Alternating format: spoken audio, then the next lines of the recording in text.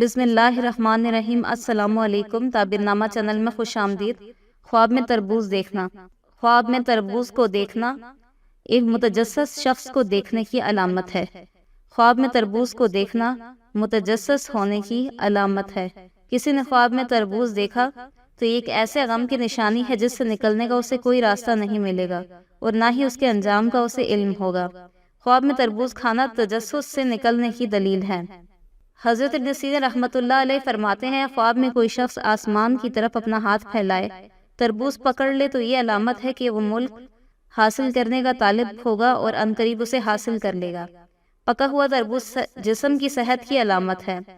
خواب میں کسی کو تربوز دینا اس بات کی علامت ہے کہ صاحب خواب لوگوں کی نظروں میں بھاری ہوگا یا لوگوں سے کوئی ثقیل کلام کرے گا۔ تربوز رکھنے کی جگہ صاحب غم آدمی پر دلالت کرتا ہے۔